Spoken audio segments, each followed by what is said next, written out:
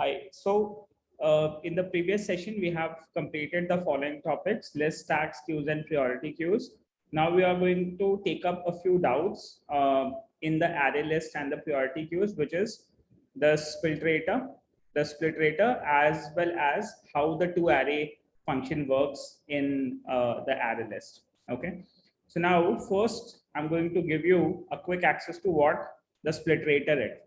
So Spliterator is an interface which you can implement in any of your sequences. Okay, sequence is a data structure which contains certain elements of a homogeneous type. Now, how do we use this interface? So let's say whenever you have an object of a sequence, you might be using it for traversing and partitioning the elements of a source. Okay. So what do we have is the source elements covered by Spliterator it could be an array, it could be a collection or an input output channel or a generator function. So this is just specifying that you can have any individual type of Spliterator. Okay. A Spliterator can be an array, it could be a collection. So basically it is another sequence, it is another object where all your elements will be available and you're going to traverse over them, you're going to partition them over certain conditions, and then you're going to use it, okay, depending on the objective. So now here you can see that a spliterator may traverse elements individually, okay, or sequentially in bulk. So what do we do is we can define a condition for, let's say we have got a sequence. Out of that sequence we have created a spliterator. What it has done, it has it took some partition of the sequence and started traversing on it. So now we can define the traverse order using try advance, as well as we can traverse all the elements in sequence also using the method for each remaining. Okay, so these are the two type of methods which can be implemented. So what are we going to do? We'll see.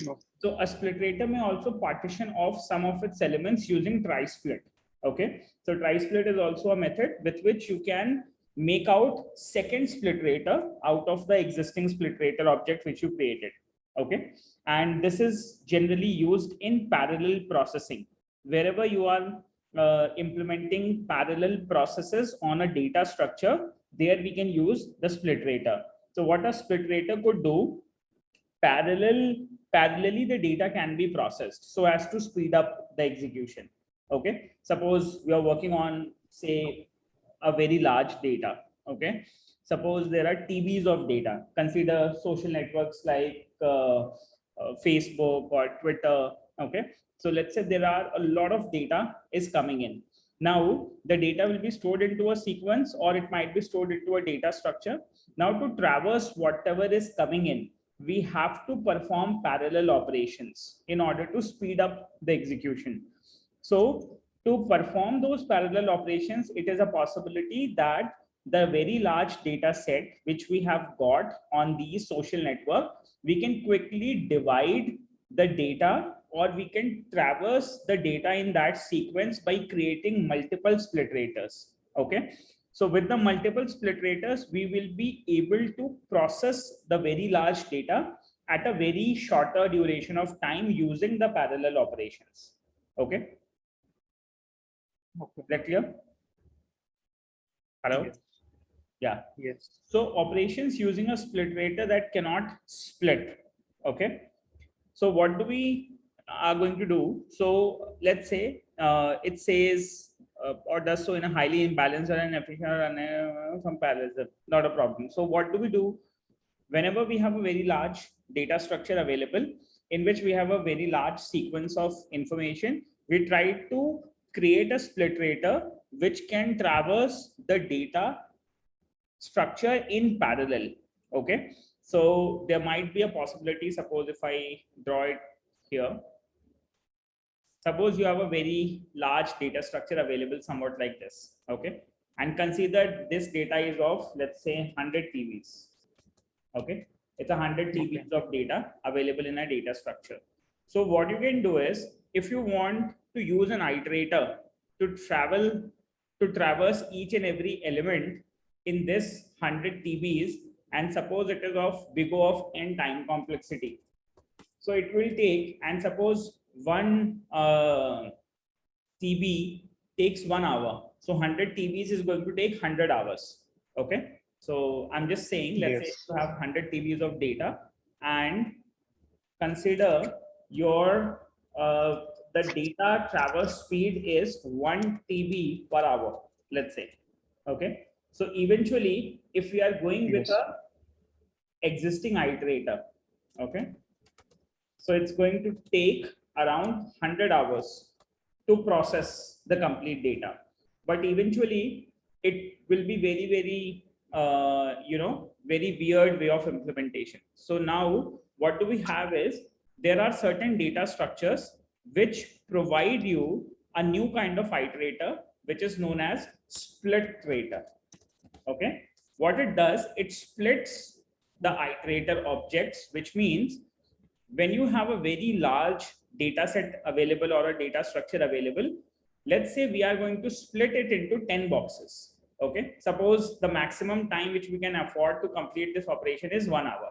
So in order to complete the task in 1 hour, we have to parallelly create the iterators here.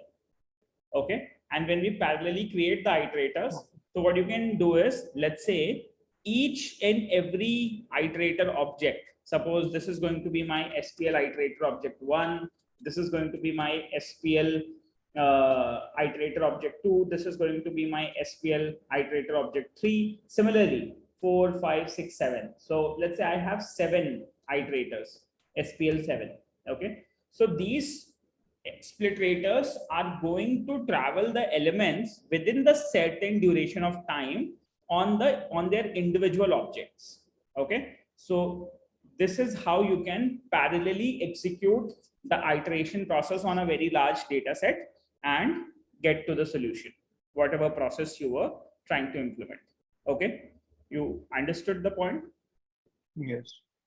Now, Yes. so that is where the splitrators are used. Okay. Now coming into the part, a spliterator may also, we have already discussed this, right? So traverser and splitting exhaust elements, each spliterator is useful for only a single bulk computation. Okay.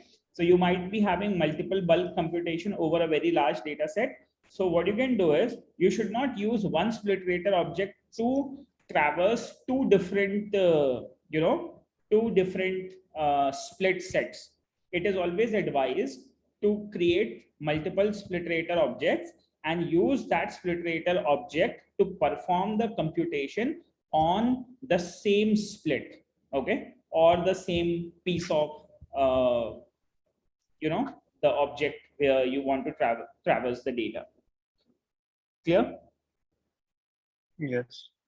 Now, what next we have is, a spliterator also reports a set of characteristics of its structure, source, and elements from among ordered, distinct, sorted, size, non-null, immutable, concurrent. So what does this mean? Suppose we have a very large data set available. So out of that, we do have a lot of characteristics available wherein we can execute operations like, we can extract or traverse the data in an ordered format.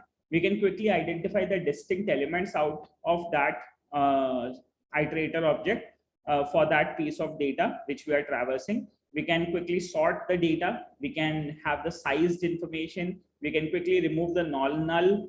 We can read out the non-null elements. We can also ensure the kind of iterator we are making is an immutable, so that we can ensure that mutability concept, so that no new data can be inserted, followed by the concurrency of reading the data. So all of these characteristics are also available within the spliterator. Okay. So this actually helps you perform the database queries over the large data sets. So kind of a database implementation, or kind of filing the database queries over the data structure, because you already have a very large data set available. Okay. Now, yes. So what do we have is, so this is how the spliterator, this is the objective of the spliterator. Okay. Now, what do we have to do? So this is the interface. So what we can do is, let's say we have a tagged array. So what they have done, so there are two things available. One is the try advance, one is the for each remaining element. Okay. So what you can do is you can have a data structure, then you can create a spliterator. So over that spliterator, you can call the try advance method, with which what you can do is it can start from the origin and start reading the data up to the end limit, and then you can call the for each remaining, which can create another, which can start traversing another part of the data set. As well as what you can do is you can perform the split operations also. So these are the methods which are implemented in this interface. Okay. And these are some of the characteristics which are being used. So, and you can create the splitrators of different types also. You can create splitrators for double, integer, long, any of the other primitive types, which include string and others. Similarly, these will be the, the characteristics which we can implement, followed by these are the defined methods summary. So you can quickly get the characteristics, you can estimate the size of the data structure, you can quickly perform a for each remaining, which gives the action for each remaining element sequentially in the current thread until all elements have been processed. You can get the comparator, you can get the exact size, you can perform try advance. What it will do, if a remaining element exists, perform the given action on it, return true, else return false. So what it is going to do, you're going to take the collection and you're going to perform try advance. So in case if it is going to quickly traverse the data, and if there is an element which is pending, which has not been processed earlier, can be processed using try advance. Finally, what you can do is to create the spliterator, you can quickly call the try split method, and this can be partitioned, returns a spliterator, and then you'll be able to traverse it. Followed by there are certain properties like ordered, distinct, sorted, which can be implemented. Okay. Now, so we'll quickly see how you can make use of spliterator on a very large object. Okay. So we'll quickly make use of, these are the classes where the splitrators are implemented. Okay. So we have a abstract double spliterator, we have an abstract integer spliterator, we have an abstract long spliterator, and we have an abstract spliterator. These are the classes with which the splitrators are implemented. So we can make an object of any of these, as in the double, the integer, or the long spliterator, okay, and we can implement it. So I'll quickly go to this class. Let's say I'm going to give you a sample of abstract spliterator. Okay. So what are we going to do? Let's say there's a class known as splitrators abstract integer spliterator. What this abstract spliterator will do, you can quickly create the protected constructor. Okay. So how do you create? You can quickly create the abstract spliterator by calling the spliterator class, and you can quickly provide the structure. Okay. Whatever the estimated size of the element, in case if you want to give it, as well as you can quickly provide the characteristics like ordered, subsized, or sized, like that, distinct, so that it can quickly give you data accordingly. Followed by, you can quickly get the characteristics, you can estimate the size, and you can quickly split that object. Okay. You can quickly partition it, and followed by that, you can perform the methods of integer, with which what you can do is you can quickly check for each remaining, you can perform try advance, and you can get it going. Okay. So that's how we can quickly implement it. I would also, let me just quickly check some live examples, which could be better for understanding, or else I'll create my own example and then we'll get into it. Okay. But I'll quickly see if we have some readily available example, so that would be more easy. So we'll implement the abstract integer spliterator.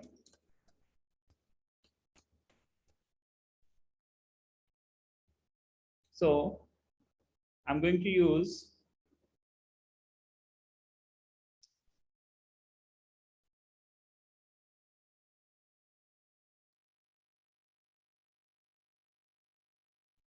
Okay, so here are certain examples like the asynchronous task sensor manager. These are mostly used in Android implementation. We can also see that for Java, but nothing such has been displayed here. But I have one for abstract integer spliterator for a game in the parallel stream example here. Okay, so what we'll do, so here they have implemented, so they have got an integer set, they tried the max try, they have written the main method, they have got some specific set of results, and then they have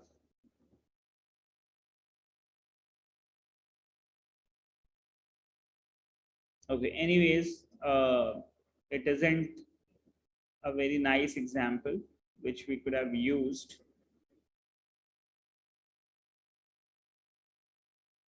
Here we might have, these are the characteristics.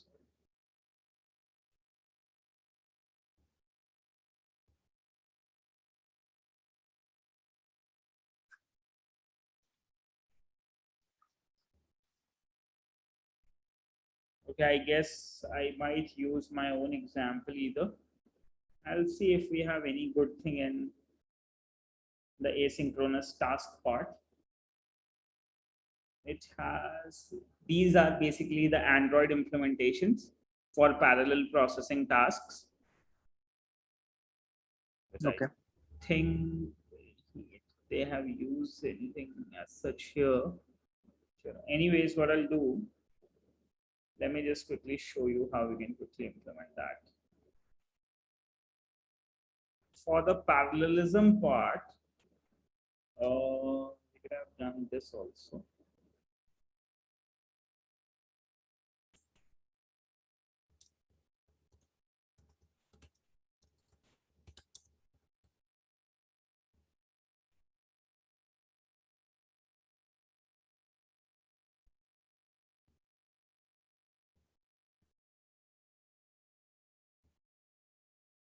Okay, I'm just seeking a few more examples.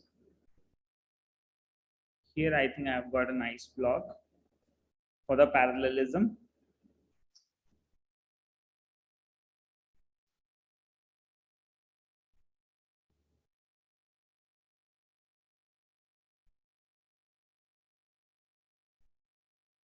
I think here there is an example. Here there is one parallel processing example.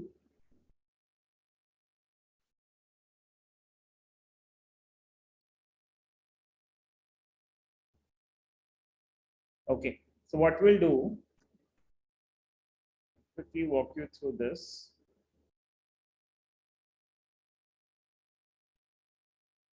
Okay, so here you can quickly see that. Let's say if you have a list available, any of the array list, whatever you have created, Yes. quickly create the spliterator in the format. Okay. Okay. So what it does, there are two streams. One is the default stream. Second one is the parallel stream method. These will be the two streams which are available in order to make, the data structure traversed in parallel. Okay. So what it does, the Spliterator features we have already understood that it provides support for parallel processing of stream of elements for any collection. It could be list, it could be queue, it could be priority queue, or any other sequential data structure. We can perform processing of its elements in parallel. Then it provides try advanced method to iterate elements individually in different threads. Okay, it helps in parallel processing, followed by to iterate elements sequentially in a single thread. Use for each remaining method. So if we are working on a single threaded operation, we will be using for each remaining. If we are working on a multiple thread based operation, we will be using try advance. Okay, followed by try split method uh, is used to partition the existing spliterator. Followed by it has these methods has next and next, which we have already used, in the iterator. It is implemented in the same way, the has next and the next, so as to get the element out out of the long list. Okay. And here we do have some examples where if these are the characteristics depending on whatever is required. So we have got a list ABCD. We got the list separated. Then we estimated the size and we got the exact size. So you can see the size of the list. You can quickly estimate it. Followed by, you can quickly get the comparator. Okay. So the comparator is whatever is the default comparator, the reverse comparator, whatever has been identified here. Similarly, try-split. Here is the example for try-split. So suppose we have the few elements A, B, C, and D, E, F. So what we did list dot spliterator. We got one object spliterator 1. Then we got that spliterator 1 and we split it into another spliterator. Okay. So we got 2 splitrators. Then what we did for the first iterator, we have executed for each remaining. Okay. And we printed that element out, followed by we printed the bar, and then the elements which are remaining in that, the first spliterator. So it divided it in the exact half to perform the processing. Okay. So here what you can see is, in case if you're using only one spliterator, so you're going to get all the elements in it. So what do you need to do? You need to use the try-split in order to split it in multiple different ways. So I think you got this example. Now we're going to get that implemented here.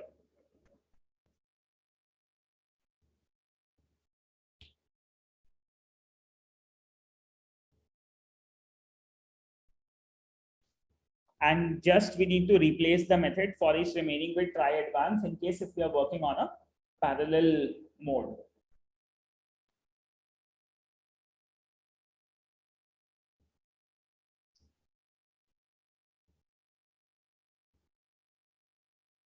Okay, now here. So let us just get going. We are going to perform the Spliterator. I'm going to call this project as Spliterator test. I'm going to create a new class.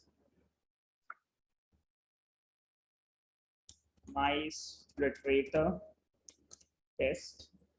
And I'm going to get the stub implemented also. Also, what I'll do, I'll keep it here on one side and I'll use the default documentation of Spliterator, which we have already understood that what is the Spliterator. So the Spliterator is an interface, as well as we do have various other Spliterator. We do have a Spliterators class also, okay, with which what we can do is we can quickly create Spliterator of our choice. Okay, so you can quickly create a Spliterator.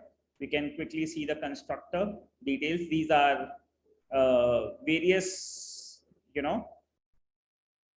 these are various methods which the Spliterator can be used. These are the following nested classes, and we can quickly create the empty Spliterator in this way by creating an empty Spliterator.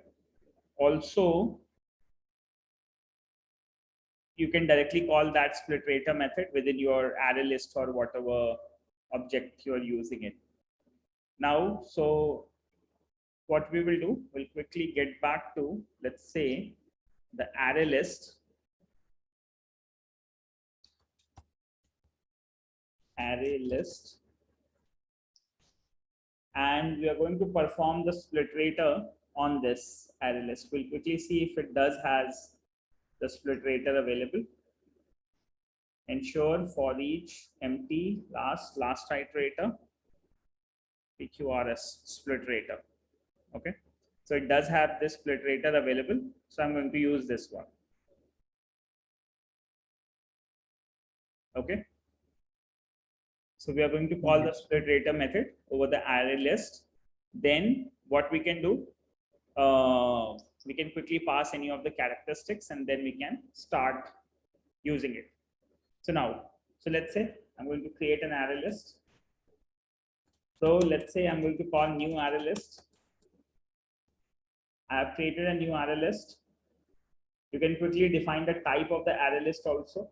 Suppose I want to define my type of the ArrayList would be string. Okay. And let's say this is going to be my people, or let's say traffic. You can call it as traffic, or you can also consider it something like a Facebook, posts, let's say. Okay. So I'm going to take up a variable like Facebook post so as to give it a real look. That let's say there are hundreds of people posting their content on FB. So how they are going to be processed in parallel. We're going to take up an example like that. Okay. So, Yes. so I've got, let's say, FB posts. So now, suppose there are a lot of people posting, and let's say I'm going to call FB posts dot. We can quickly add the strings, or we can offer the strings. So let's say I'm going to add the strings. Let's say I'm going to call this as my post one. Sorry. So someone posted post one. Similarly, I'm going to get a few more. Let's say I'm going to get post two. I'm going to get post three. So these are the few posts happening. Or let's say some ads might have been generated. You can think of some very large, example. So suppose we have got some 6 posts done. Okay. Yes. Now, what we can do, we can make use of Spliterator using this array list in order to perform parallel processing. So parallelly process the list using Spliterator. In order to parallelly process, we're going to use FB posts dot Spliterator. Okay. So what this Spliterator will do, this is going to create a Spliterator object for you. Okay. It's going to be a string Spliterator object. And let's say I'll call it as my SPL iterator. Okay. I've got SPL iterator. I'm going to create a local variable SPL iterator, which is of string type. Now, what we can do once we have got this Spliterator identified, okay? So you will be able to parallelly, either you can start processing it in 2 ways. So the reference which we have been using was this one. So now, so you can take up the Spliterator, create an object, and you can quickly print those elements out using the for each remaining stuff. Okay, how many elements are available over there? So what we'll do, initially we are going to implement it in this way. We call this SPL iterator. So it does have the methods, or else what we could have already done, we could have implemented it using while also, the way we were previously implementing. So Yes. if I do, let's say while SPL iterator dot has next, okay, has characteristics. Okay, it doesn't have that method available, neither it has next. Okay, so we'll use it in the default way, SPL iterator. It does have the following methods. You can quickly get the characteristics, you can quickly estimate the size, and this one is the iterator to traverse each and every element. Okay, so what it will do, it will give you all the elements in an ordered manner by default. Okay, this is what is the documentation says. Finally, we can quickly check back what is the comparator with which the comparison is happening.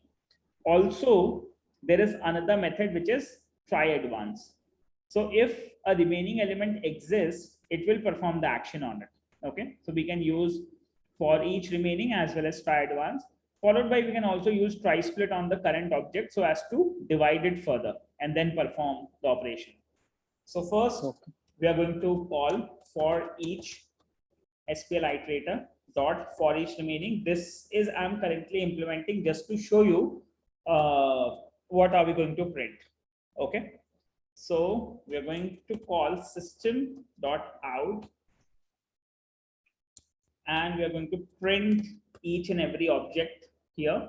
within for each remaining, and this needs to be changed to GRE8. Okay, so let me just quickly change the project from current Java system library to 1.8 version. So the parallelism is available in 1.8 version. Currently, we were using the standard edition 7.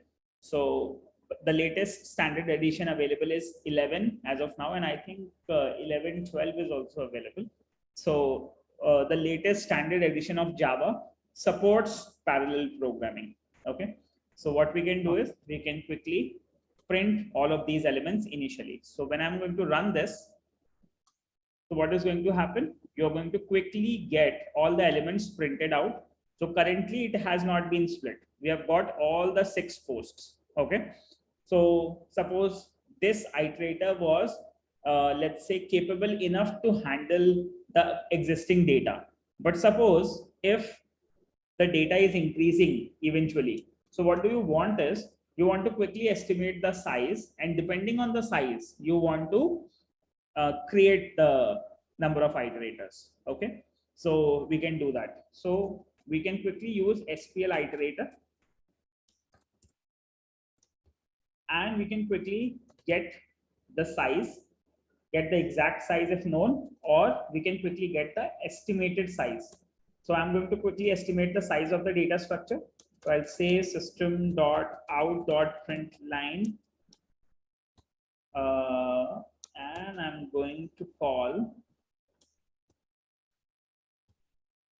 I'll say SPL iterator dot estimated size, and we're going to print it, and we'll say estimated size of data. Okay, something like this. We are printing estimated size of data. Depending on the estimated size of data, we can save that size into a number, divide it into an object, so that we can create a number of Spliterators. But for now, we might only create the iterators by default. Okay, just a second.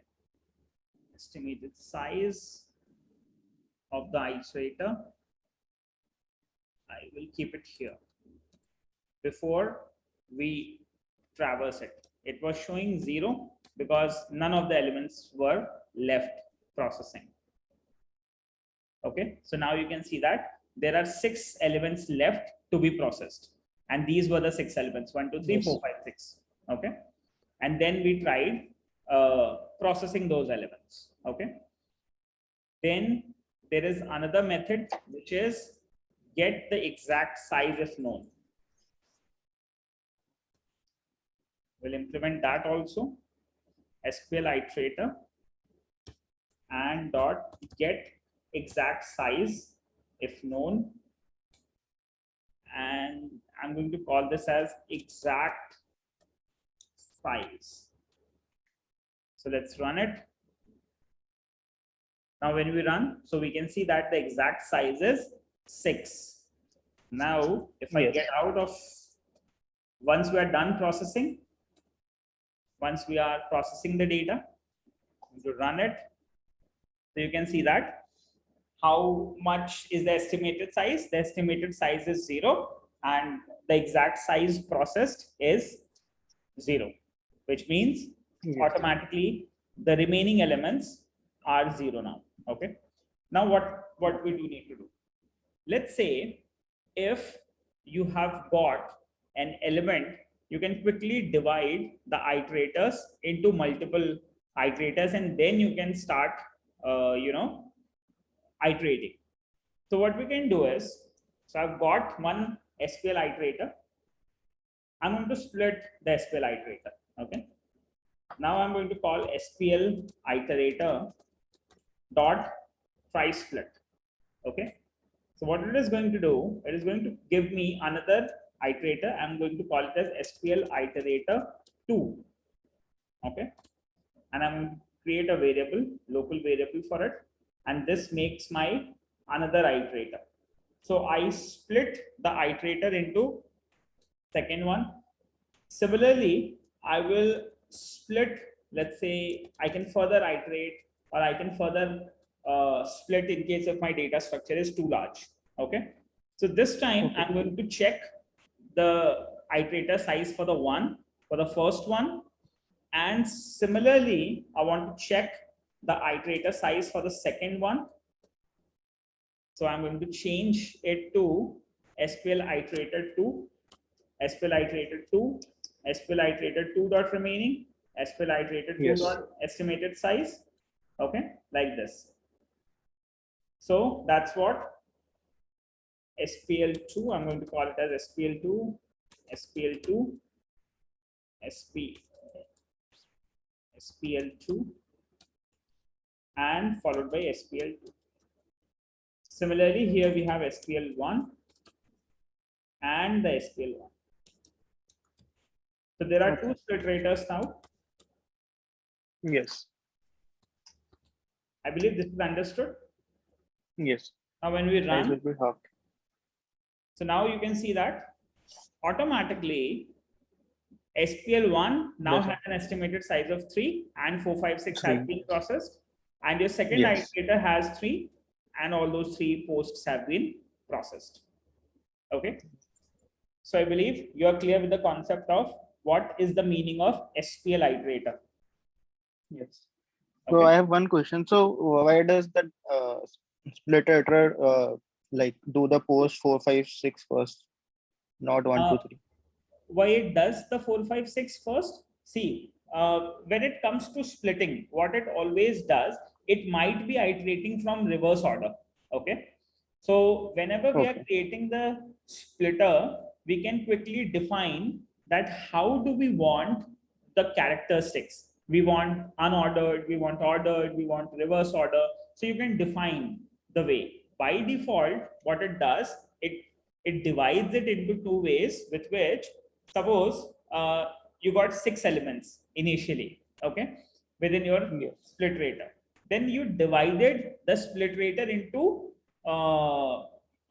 second one. I'll give you an example so that will be much more clearer to you. Suppose I have got my first spliterator like this. Okay. This is my SPL1 object. Let's say this is my SPL1. Now, when I performed SPL1 dot split, so what am I doing? I'm trying to split it. So this will become my first object. Out of SPL1, I have extracted the first ordered part and I named it as SPL2. So that is why 1, 2, and 3 came into SPL2 and 4, 5, 6 remain in SPL1. Got it? Okay. Let's say if I type it like this, 1, 2, 3. This was the original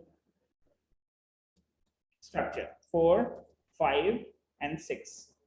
Okay.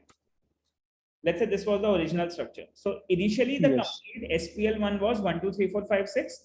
But when you further divided SPL1, so the characteristics were ordered. So it took first, second, and third and put it into SPL2. And remaining 4, 5, 6 were remained in SPL1. So that is why 4, 5, 6 were processed first. 4, 5, 6 were processed first because we processed SPL1 first, and then 1, 2, 3 have been processed because in the second statement we processed SPL2. Yes. Okay. Got it? Yes. But we can change the characteristic while creating the spliterator. Okay. Okay. Cool. So now that's all for today's session. Your next question we will be taking up in your next class. Okay. Okay.